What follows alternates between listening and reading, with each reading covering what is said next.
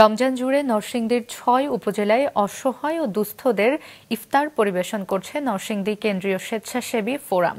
বদরুল আমিন চৌধুরীর রিপোর্ট।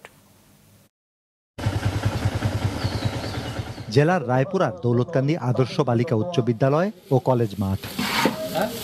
সকাল থেকেই ইফতারের নানা অনুষঙ্গ নিয়ে ব্যস্ত নরসিংদী কেন্দ্রীয় স্বেচ্ছাসেবী ফোরামের দারিদ্র্যের হোটেল ও রায়পুরা পূর্বাঞ্চল সংগঠনের স্বেচ্ছাসেবীরা। দুপুরের পর থেকে এই ব্যস্ততা আরো বেড়ে যায়, শুরু হয়ে যায় প্যাকেটিং। অনেকগুলি সংগঠন একত্রিত হয়ে আমরা ফোরাম তৈরি করছি। তো আমরা এই কাজগুলি করে মূলত আমরা আত্মতৃপ্তি পাই। অসহায় গরিব মানুষগুলো আজকের যে ইফতার মাহফিল এখানে অতিথি হিসাবে আছে। পর্যায়ক্রমে প্রত্যেকটি উপজেলায় বিভিন্ন প্রতিষ্ঠানে আমাদের এই কার্যক্রম রয়েছে। আমাদের নিজ এলাকায় নাই, পুরা নরসিংদী এবং পুরা দেশে যাতে স্বেচ্ছাসেবী কাজগুলো আমরা কাজ করতে পারি, মানবিক কাজ করতে পারি, মানুষের পাশে দাঁড়াতে।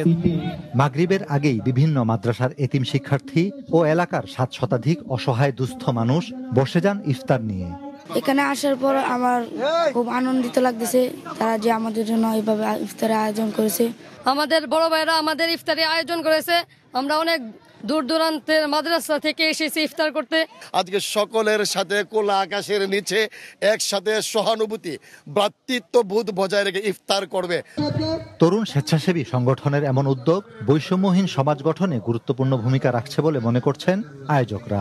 নরসিংদীর যুব সমাজরা একত্রিতভাবে তাদের স্বেচ্ছাশ্রমের মাধ্যমে যারা হেল্পলেস পিপল, অসহায় মানুষ, তাদের বিভিন্ন সাহায্য সহযোগিতায় এগিয়ে আসে। এই দারিদ্র্যের হোটেলে আমরা নর্মালি সারা বছরই প্রত্যেক মাসে 2টি করে ইভেন্ট করে থাকি, খাবার আয়োজন করে থাকি, খাবার ভোজন করে থাকি, যেটি পথচারী এবং অসহায় মানুষের জন্য আমরা আয়োজন করে থাকি। বিভিন্ন মাদ্রাসায়, এতিমখানায় সেখানেও আমরা আয়োজন করে থাকি।